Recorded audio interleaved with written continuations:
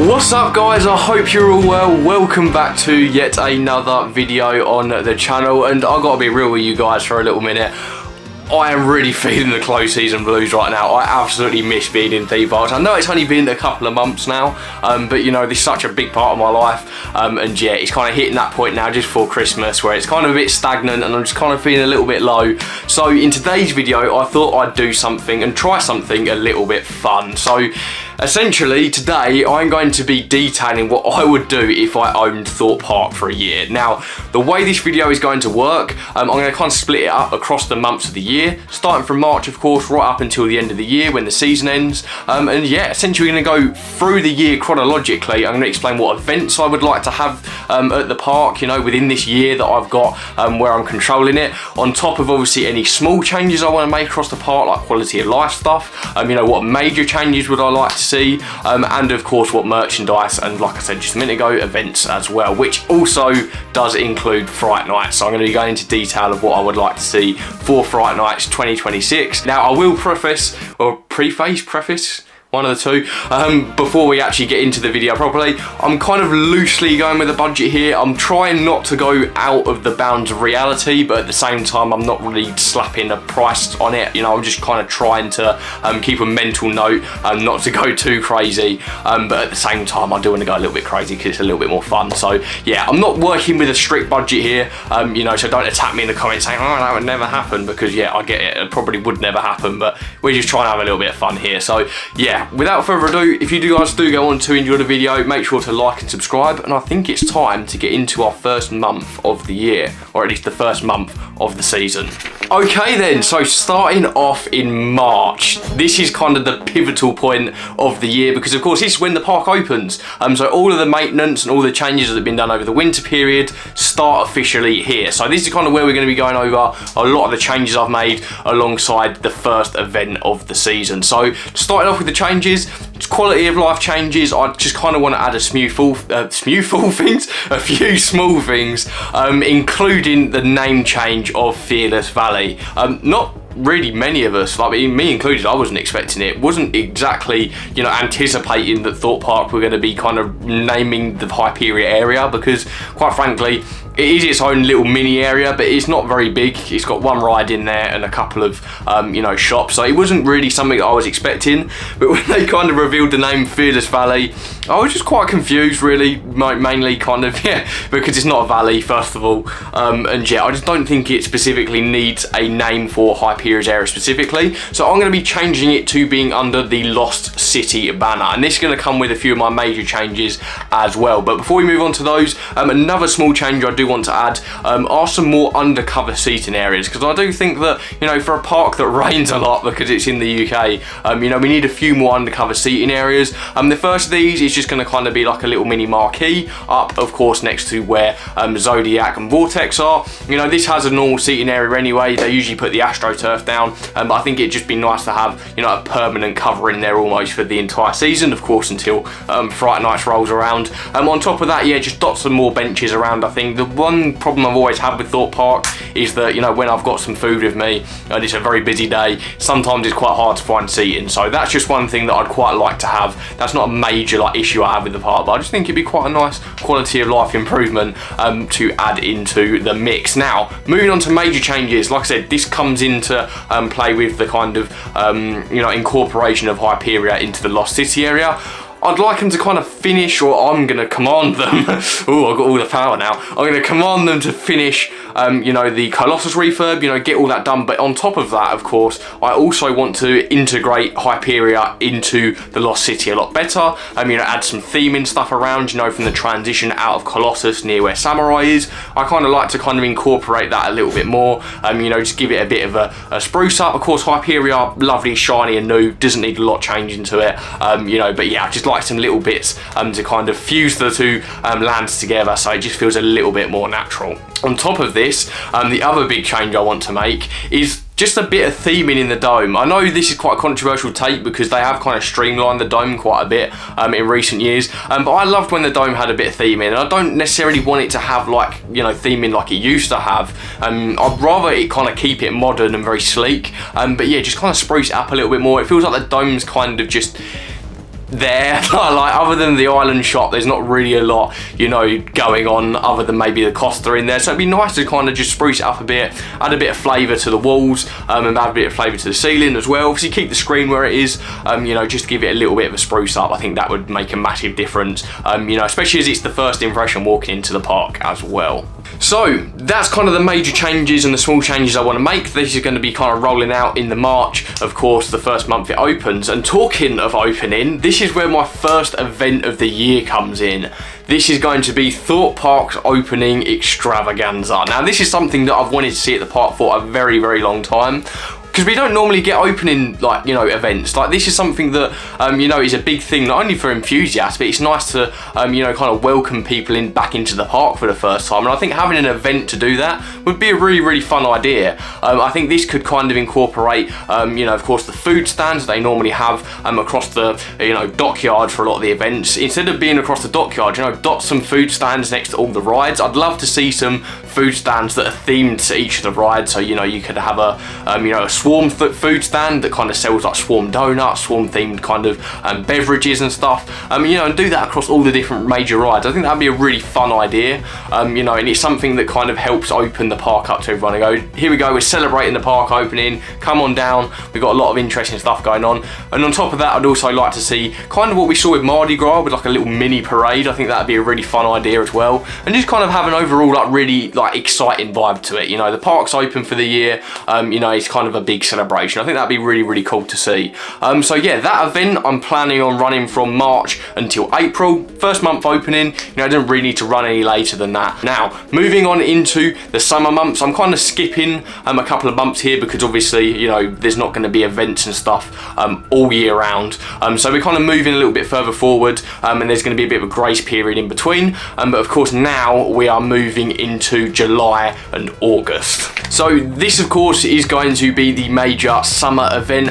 I really miss when Thorpe Park used to have major summer events. Back in like 2019, that for me was a perfect summer event, and that will come into play a little bit later because I'm going to incorporate a very specific thing into this event that I've missed ever since it was at the park. And yeah, I just kind of want to bring back the park kind of atmosphere and the summer kind of atmosphere, you know, to Thorpe Park again, because Thorpe Park used to do loads during the summer. I think a lot of people forget, you know, you used to have the Love Island Late way back in the day, and they used to sometimes have DJs and stuff. It used to be open, and they still do kind of do the longer extended openings, and it'd be nice to see an event kind of accompany it as well. So this, I haven't got a name for. Feel free to help me name it in the comments. I think that'd be a really fun idea, and I'll pick a name out in the comments that I will officially dub and crown the name of for this summer event. And yeah, kind of starting off with this, I kind of just want a DJ theme to it in some description. Thorpe Park always used to do this. They used to kind of set up a DJ deck somewhere and kind of have like a little party atmosphere. I think that's really cool. I think the beach is still a perfect place for that, obviously pending on whether Project Pivot's actually going to do anything. But in my brain, in my park, this is my park, then this kind of, you know, alternate reality, Project Pivot hasn't happened yet, so I'd really like to see this kind of on the closed section of the beach, maybe kind of deck it out a little bit, you know, and yeah, have a good kind of party atmosphere on there. Of course, like I just mentioned, extend the opening times as well. I think that's a must. And on top of that, the big one, I think we need to bring back Bouncezilla. I'm going to say it, guys, I absolutely miss this attraction. For those of you that never got to experience Bouncezilla, this was peak Thorpe Park for me back in the day. This was, of course, an event during 2019, I believe. It was basically just a big inflatable crash course over in, you know, the area like I mentioned earlier, next to Zodiac and Vortex. And it was just loads of fun. You used to have people outside squirting you with water guns, you know, which is where we got the infamous "not on the camera, mate." You know, people out there that know that will be absolutely slapping their knees right now. I don't know why I said that, it's so cringe. And yeah, it was just overall really, really, really fun.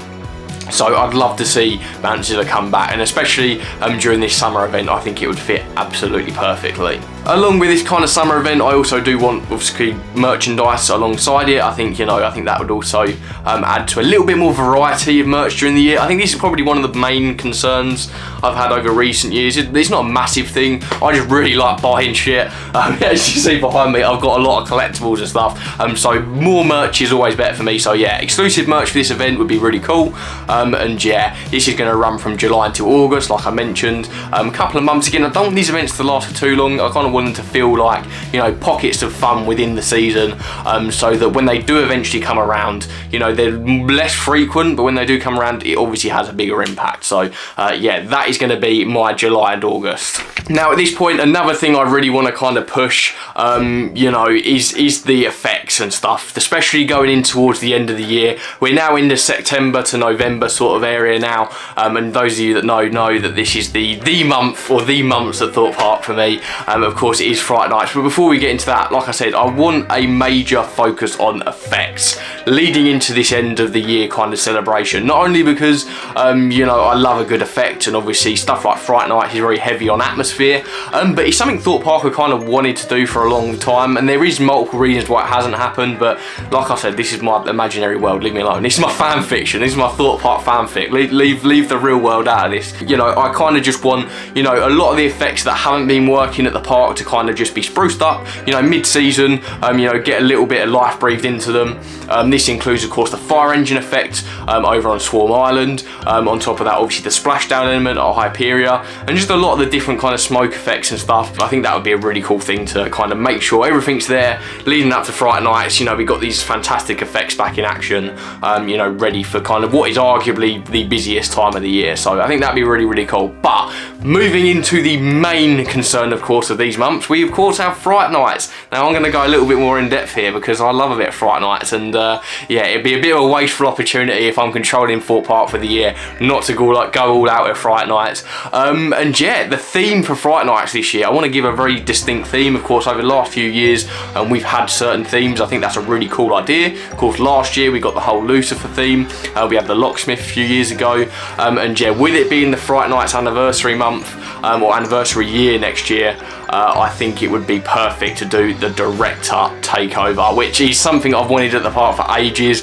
And the director's one of my favourite Fright Nights characters. For those of you that don't know, he originated way back in Studio 13, I think. And yeah, he was just kind of this evil director guy that you know, was making loads of these films and stuff. And it was just a really clever idea. This of course happened during the Lionsgate takeover, so it kind of tied in with that. I'm not going for IPs. You know, I did consider it a little bit because obviously with the director it'd be cool to have some films in there, but I do want to stick with the original themed stuff. You know, I want to keep the mazes mainly the same, but I do want to get rid of survival games because I would like an entire maze dedicated to the director again, you know, a la Studio 13.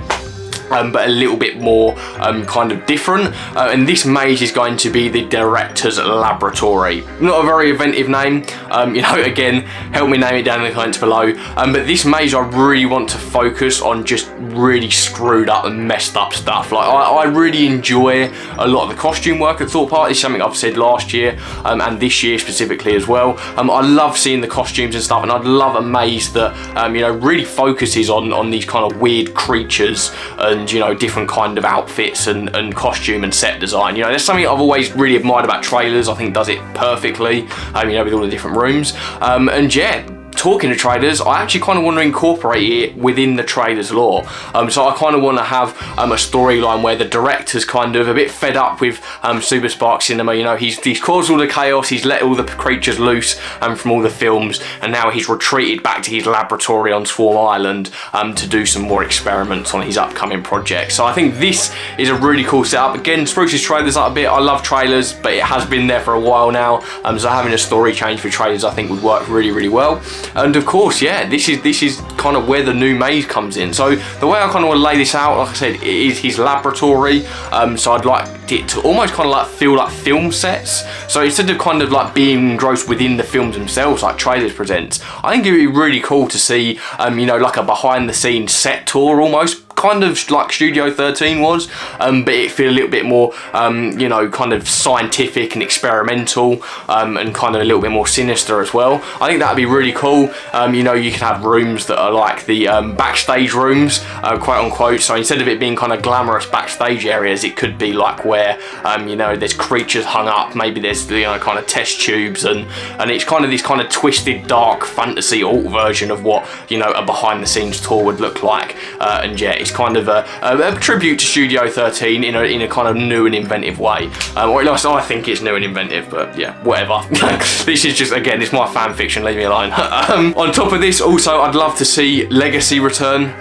Again, it's an anniversary event, you know, next year, so I would definitely like to see Legacy return, maybe bigger and better. Getting on the beach, I really liked Legacy when it was at the park. I don't think they need to change loads. I thought it was a great addition, you know, and pretty much everything else at Fright Nights I'd like to keep the same. Obviously, new merchandise, again, love a bit of merch, so new Fright Nights merchandise would be really cool. And what I would really like is a real push on specific maze merchandise. You know, we've seen a good amount of kind of general merchandise at Fright Nights over the last couple of years. I want them to really go all out with maze specific stuff. You know, you could have like a director's jumper. I've always loved the concept of this. You see a lot of stunt people and a lot of crew on film sets get these kind of gift jumpers at the end of filming that says like film crew on the back and it's got logo and whatnot.